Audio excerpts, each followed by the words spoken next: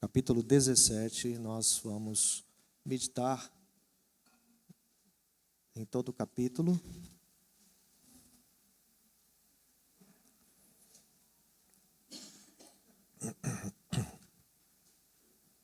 Diz assim a palavra do Senhor. Tendo Jesus falado estas coisas, levantou os olhos ao céu e disse: Pai, é chegada a hora, glorifica o teu Filho, para que o Filho te glorifique a ti. Assim como lhe conferiste autoridade sobre toda a terra, a fim de que ele conceda a vida eterna a todos os que lhe deste. A vida eterna é esta, que te conheçam a ti, o único Deus verdadeiro, a Jesus Cristo, a quem enviaste. Eu te glorifiquei na terra, consumando a obra que me confiaste para fazer. E agora, glorifica-me, ó Pai, contigo mesmo,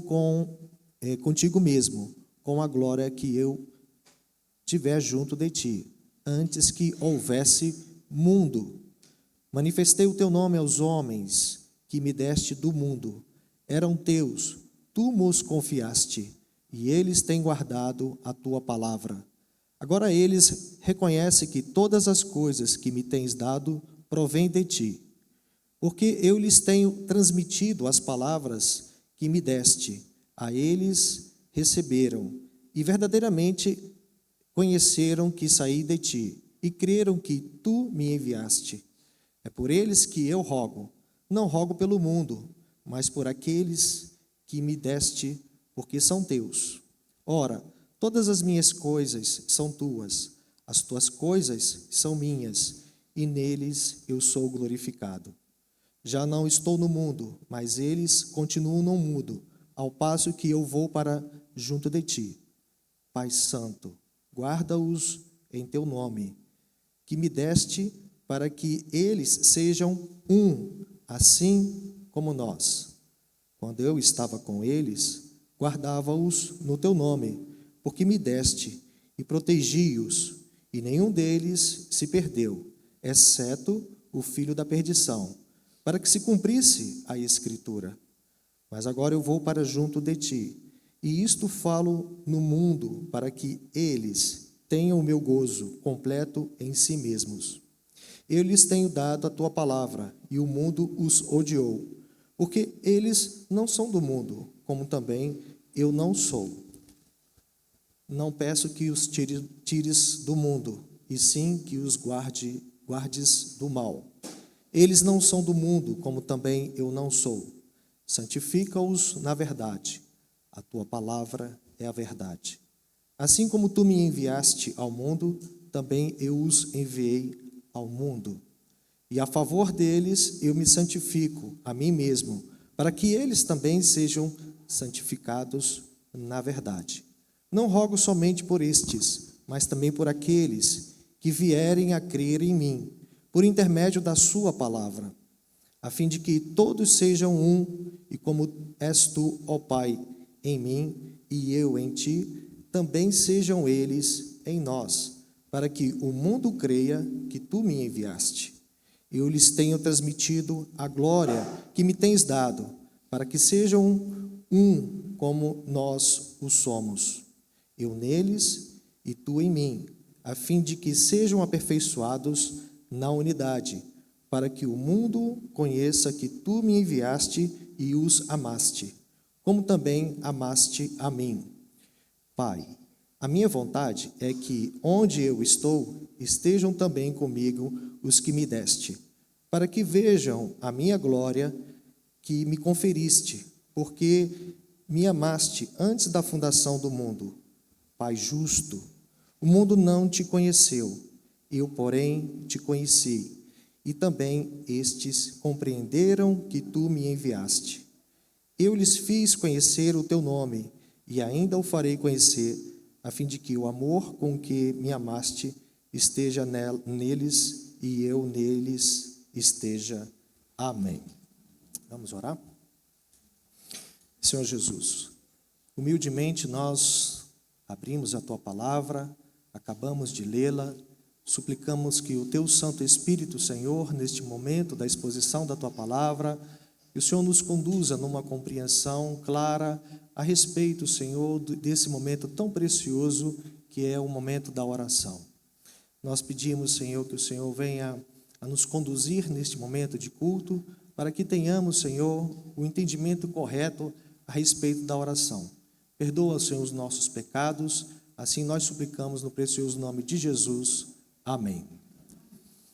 Amados irmãos, nós somos uma geração que podemos assim dizer muito privilegiada, pelo fato de que temos tido a oportunidade de sermos testemunha de muitos fatos históricos, e não somente testemunhas, mas dos eventos e dos fenômenos que têm ocorrido nos últimos dias sobre a vida da humanidade. Experimentamos há pouco tempo uma das maiores pandemias do século, que foi a pandemia da Covid-19. Nós temos assistido também o fenômeno histórico sobre como a humanidade tem se relacionado entre si. Com o avanço tecnológico, com o avanço das comunicações, ainda temos graves problemas de comunicação. Os países, as pessoas, elas não conseguem dirimir, resolver suas questões e seus problemas. O que eu quero dizer aos irmãos é que, diante de toda a problemática do mundo que temos vivido, nós, como cristãos, temos um recurso muito especial que nos foi dado, que é a oração.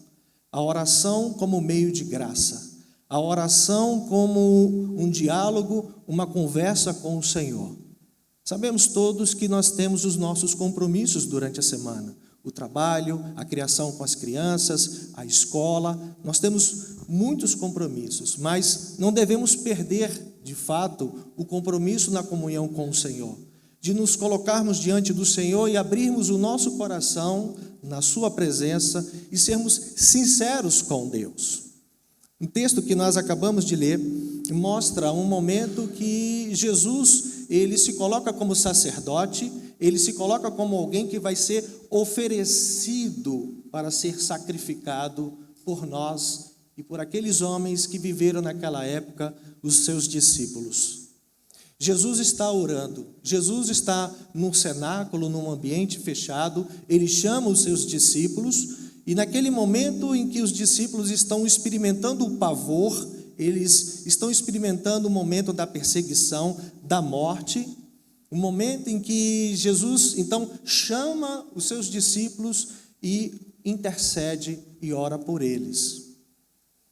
Quando eu escolhi esse texto para que nós, nessa noite, estivéssemos refletindo, eu queria que nós observássemos alguns pontos importantes, porque Jesus orou por você e orou por mim antes mesmo de nós nascermos. O texto fala sobre isso. O texto traz isso de uma maneira muito clara.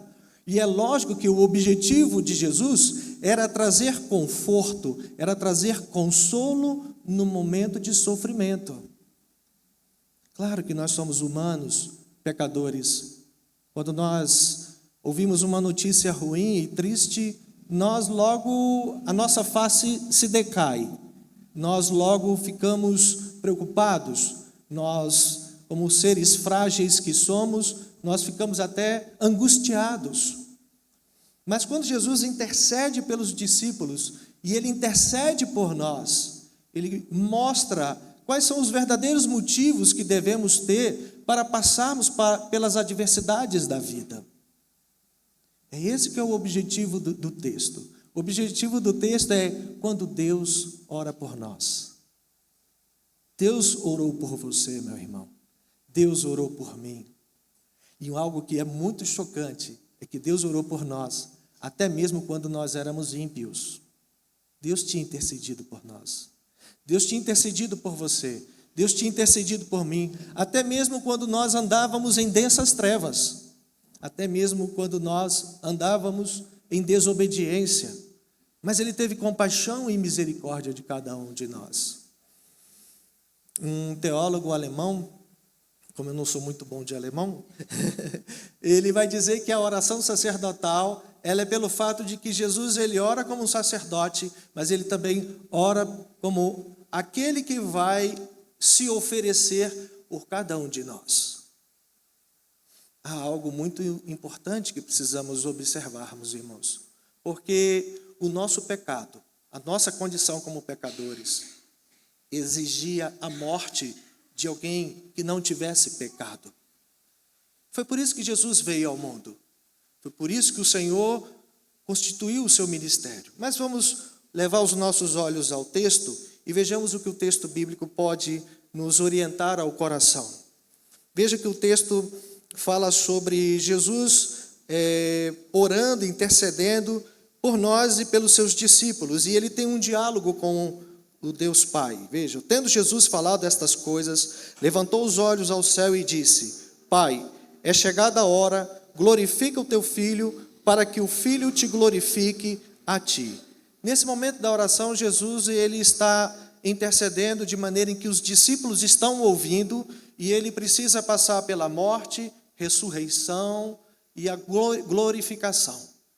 Aqui então, quando ele fala a respeito de ser glorificado, é que toda a obra de Jesus, ela deverá ser consumada, até o momento em que Jesus for levado aos ares, ao céu.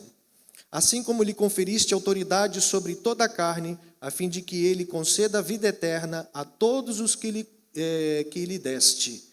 E veja que há algo muito importante no texto. Fala sobre que Deus nos deu para Jesus.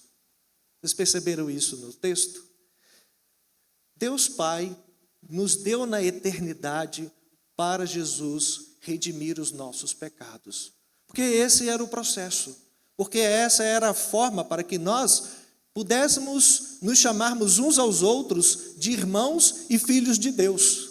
E Jesus continua: a vida eterna é esta. Veja, vamos só tomar cuidado a respeito desse momento do trecho. Claro que nós sabemos o que é eternidade dentro da questão do tempo, né? Do cronos, aquilo que é eterno, aquilo que sempre existiu. Mas há algo aqui que é muito mais de qualificação, qualificadora. Veja, diz a respeito que a eternidade, ela é o conhecimento de Deus, do Deus verdadeiro, através de Jesus Cristo. Jesus está dizendo na sua oração que nós podemos conhecermos e iniciarmos a nossa eternidade no conhecimento de Deus. Conhecermos a Deus. Veja que é lógico que Jesus está falando que a oração ela está calcada junto com o conhecimento da palavra, o conhecimento da verdade. E aqui vem aquela pergunta básica que todo pastor faz, né? Quanto tempo nós dedicamos da vida que Deus nos concede para conhecermos a Deus? Mas veja, não é um conhecimento teórico, não é um conhecimento teológico, mas é um conhecimento de íntima comunhão com Deus. É algo entre você e o Senhor. Na realidade, o cristianismo, e nesse exato momento de culto que nós oferecemos a Deus, você precisa pensar nisso. Na realidade, é algo que está acontecendo entre eu e a minha comunhão com o Senhor Jesus Cristo. A maneira como eu convivo, como eu ando, a forma como eu trato as pessoas, isso tudo é uma expressão de fé. São as questões práticas, irmãos. A eternidade, ela pode ser experimentada no dia a dia. Mas nós temos algumas questões que, por vezes, acabam atrapalhando a nossa visão. Temos questões do materialismo, que é muito forte nos nossos tempos. Como eu disse no começo, os nossos problemas, por vezes, também têm tirado um tempo da oração e o tempo do conhecimento de Deus. A reflexão, a meditação com o Senhor. Nós carecemos desses momentos para o crescimento do indivíduo, da pessoa que cada um de nós somos. E Jesus fala então que a vida eterna, ela é o conhecimento de Deus. Quando nós chegarmos no céu, nós vamos conhecer a infinitude do caráter de Deus. Nós vamos nos alegrar porque vamos conhecer coisas que nós não temos ideia, irmãos. Não temos condições. A nossa mente é muito pequenininha, muito limitada. Vamos passar a eternidade aos pés de Jesus, ouvindo, conhecendo, adorando. E teremos a satisfação e o prazer de crescermos na presença de Cristo. Mas isso começa agora. É importante lembrarmos disso. Você não deve deixar isso para depois. Eu tenho percebido algumas questões no comportamento, por vezes, do cristianismo contemporâneo. Nós somos muito bons para pregar. Somos bons pregadores. Mas somos péssimas pessoas nas nossas próprias práticas. Nós estamos o tempo todo fazendo previsões, nós estamos o tempo todo falando das promessas, mas nós não temos vivido as promessas. Nós não somos muito práticos. E Jesus fala isso para os seus discípulos naquele momento que antecede a sua morte. Eu te glorifiquei na terra, consumando, versículo 4, a obra que me confiaste para fazer. E agora glorifica-me, ó Pai, contigo, mesmo com a glória que estiver junto de ti, antes que houvesse mundo. Lógico que João, que é o autor desse texto, João, ele era um judeu, um dos primeiros discípulos que foi chamado por Jesus. João viu, foi testemunha ocular, Jesus tocou, Jesus na morte, João na morte de Jesus, né? Ele acolheu a mãe de Jesus. Era alguém que realmente estava falando com muita propriedade, com muito conhecimento. E o objetivo do Evangelho de João é mostrar Jesus como Deus, como aquele que veio para resgatar as nossas almas do inferno. E é por isso que aqui ele coloca de uma forma muito enfática esse diálogo de Jesus com o Pai. E ele fala: agora glorifica-me, ó Pai, contigo mesmo, com a glória que eu tiver junto de ti, antes que houvesse mundo. Então ele mostra a deidade de Cristo. Ele mostra que Jesus, desde que todas as coisas foram criadas, ele estava participando, ele também estava junto como uma das pessoas da Trindade. Manifestei o teu nome aos homens que me deste do mundo. Eram teus, tu nos confiaste, e eles têm guardado a tua palavra. Veja que agora aqui, quando ele fala eu participei de todas as coisas desde a criação, e aqueles que o Senhor como Pai me deu a essas pessoas o Senhor tinha me dado antes da criação do mundo. Então aqui nós podemos refletir um pouquinho teologicamente, né? De que maneira você, antes que todas as coisas pudessem terem sido criadas, você já estava no coração de Deus. E eu quero colocar aqui de uma forma muito humilde, muito simples mesmo, porque o desafio da teologia é nós pegarmos algo tão complexo e trazer para a igreja. Eu não estou falando aqui de pessoas que se veem como seres privilegiados. Não estou falando de pessoas que se enxergam como alguém merecedor daquilo que você recebeu da parte de Deus. Nenhum de nós somos merecedores do que recebemos da parte de Deus. Nenhum de nós. Isso significa que o Senhor escolheu pessoas tão pecadoras como nós, que andávamos desgarrados e longe do Senhor, mas nós estávamos na mente e no coração de Deus, antes de todas as coisas terem sido criadas. Sabe qual a forma como isso impacta em nossas vidas? Isso nos traz a certeza da salvação. Isso nos traz a garantia que, independentemente de quão pequenina possa ser o tempo que passemos aqui nesta terra, nós temos essa garantia que nos é dada em Cristo.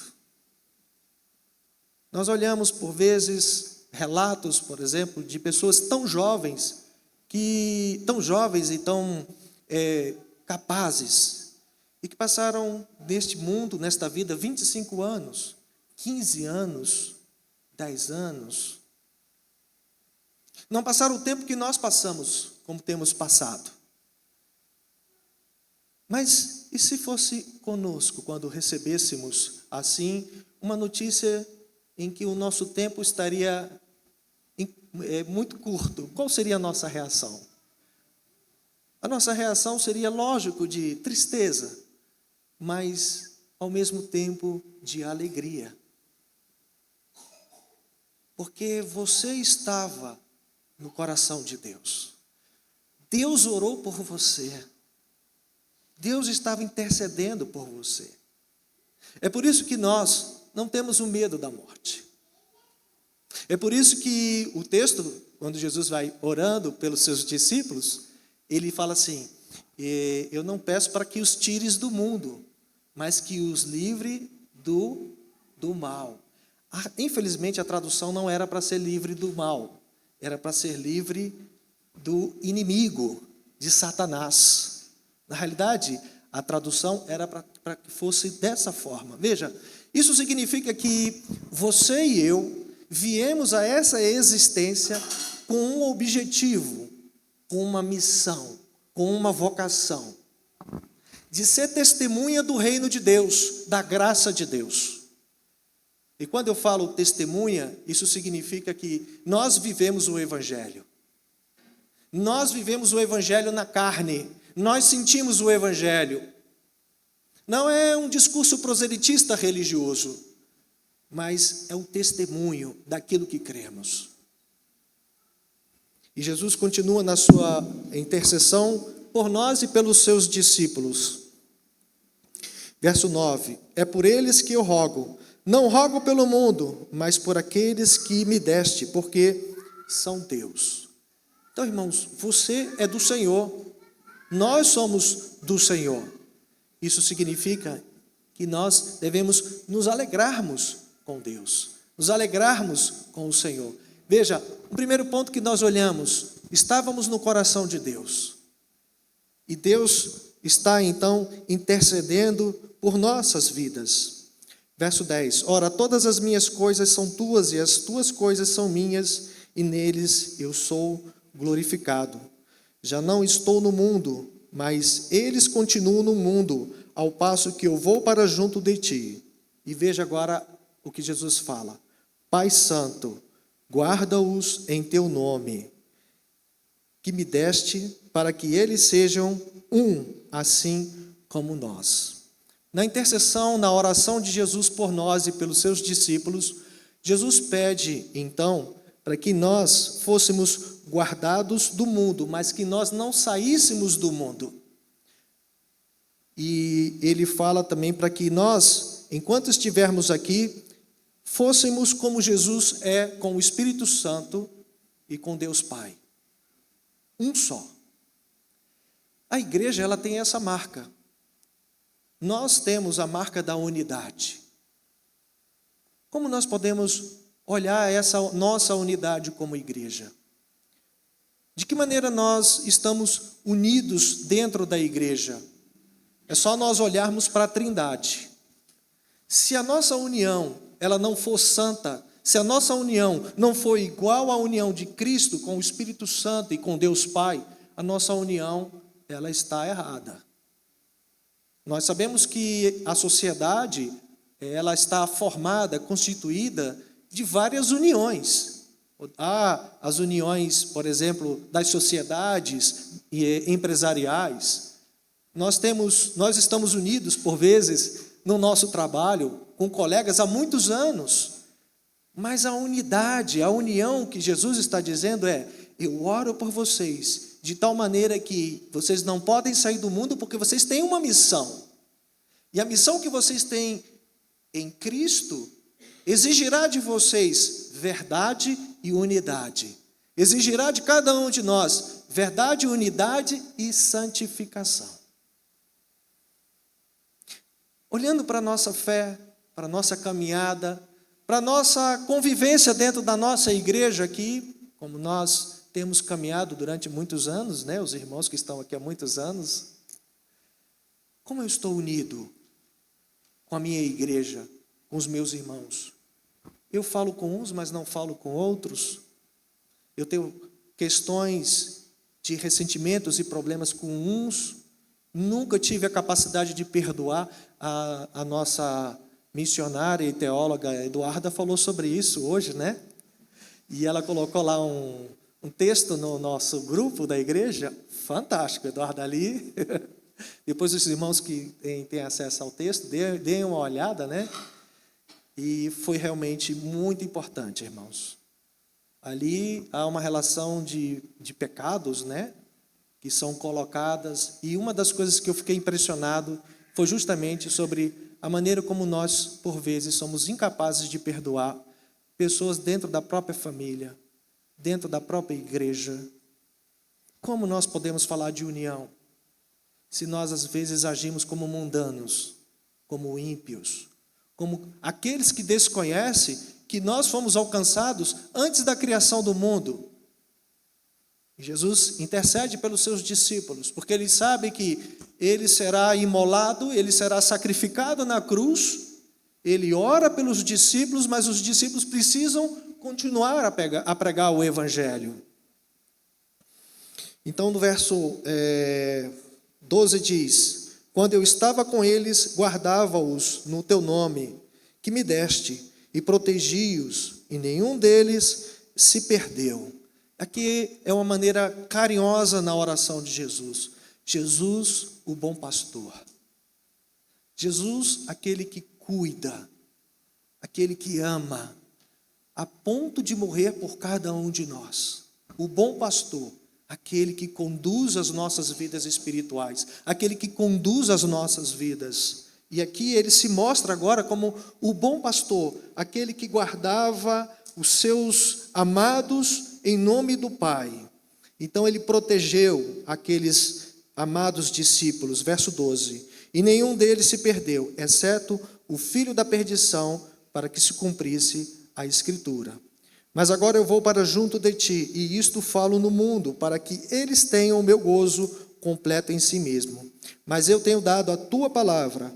O mundo os odiou, porque eles não são do mundo, como também eu não sou.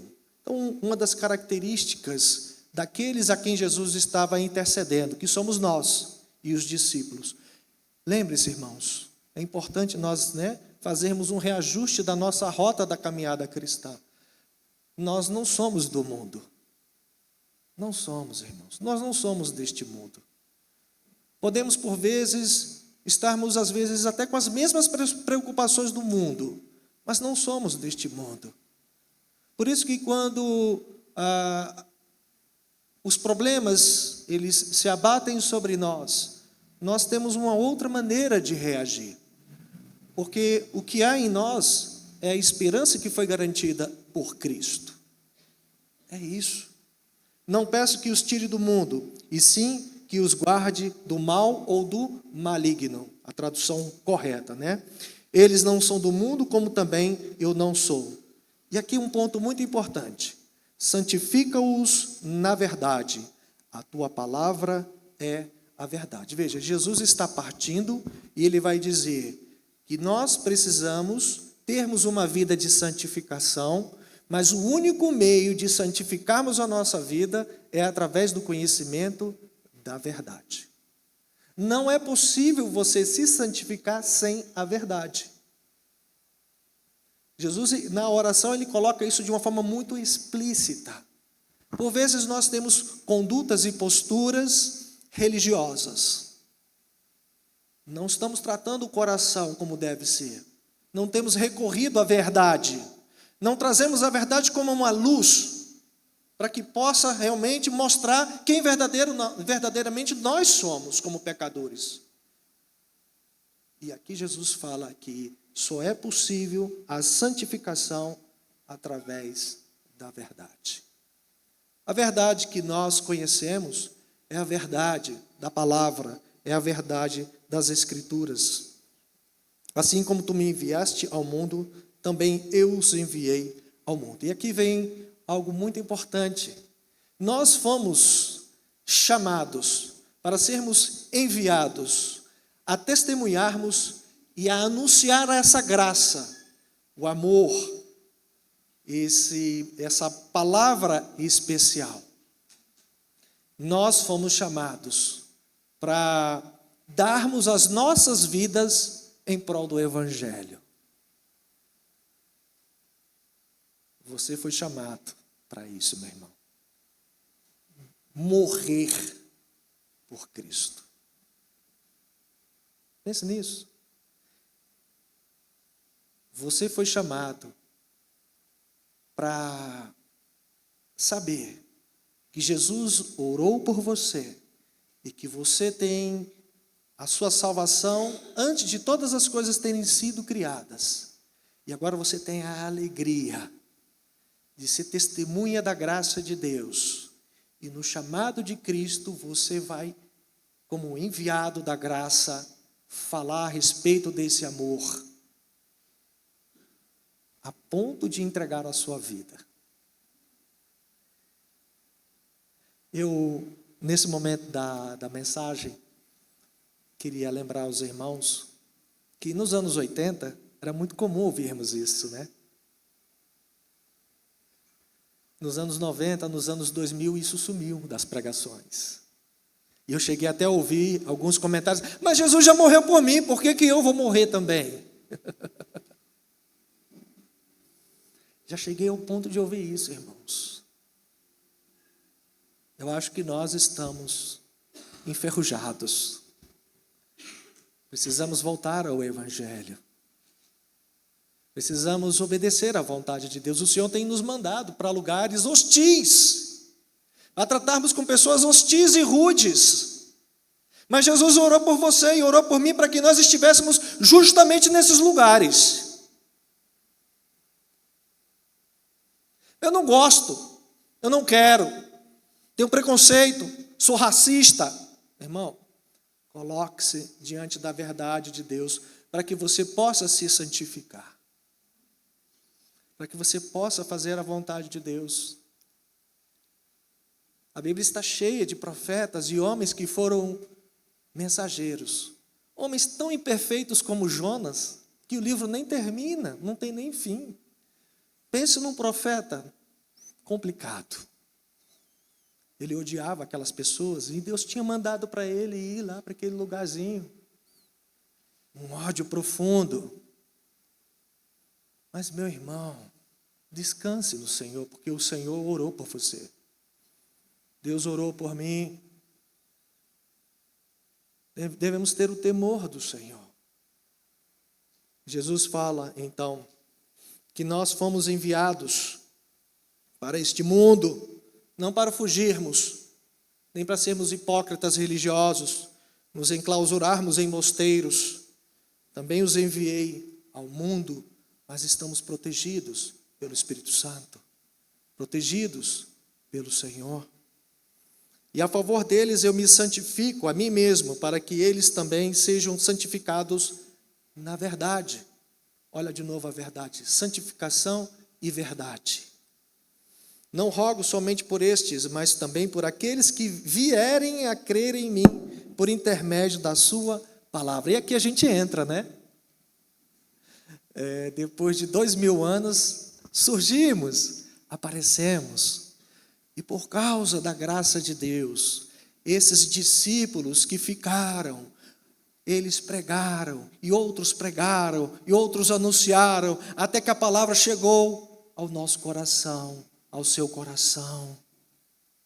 Jesus tinha orado por nós, e agora chegamos.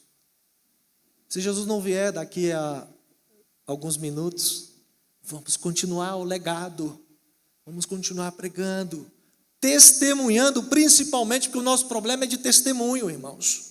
A nossa igreja, a igreja contemporânea, a cristandade contemporânea, tem um grave problema de testemunho, não é de anúncio.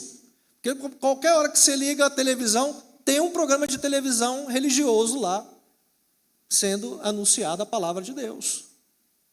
Não vamos subestimar o Espírito Santo, irmãos, por favor. Possa ser do jeito ou da forma como for, mas o Espírito Santo vai usar.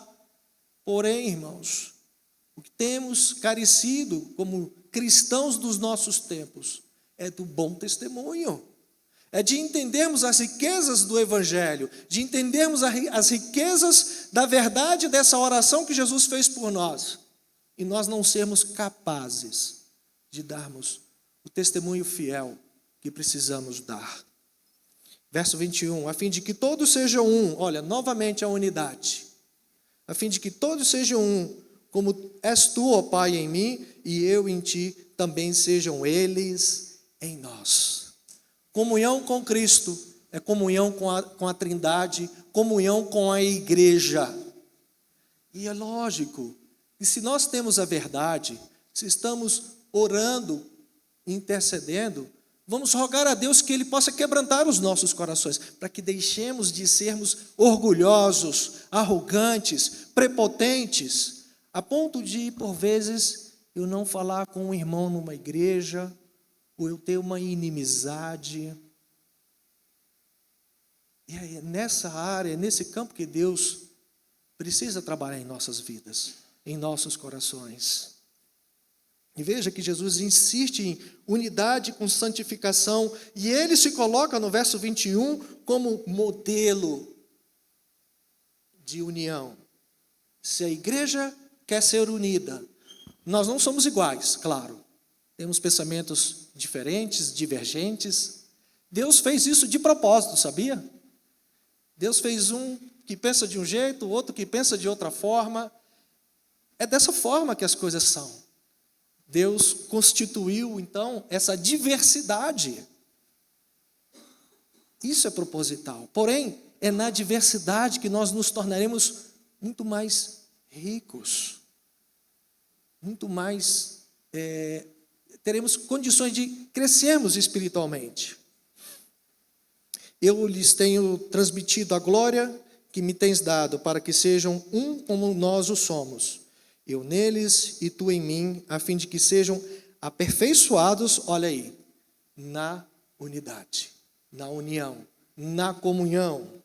E para concluir, irmãos, Jesus, quando encerra a oração por nós e pelos seus discípulos, no verso 26, ele vai fechar com aquilo que é muito importante para todos nós.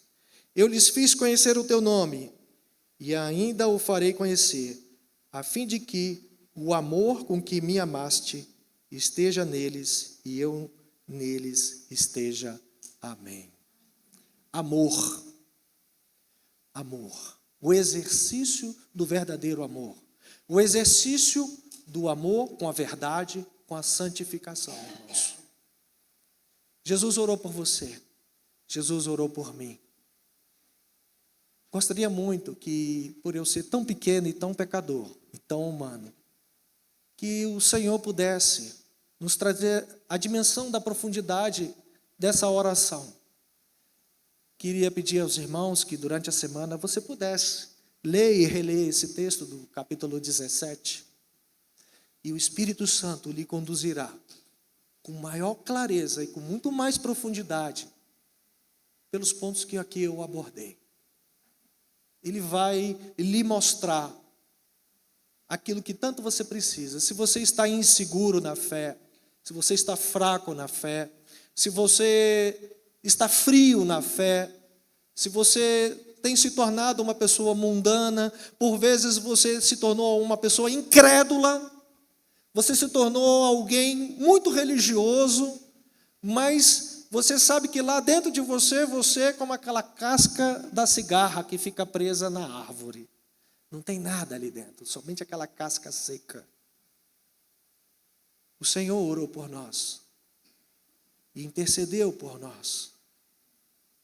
E claro, Ele queria que nós nos alegrássemos.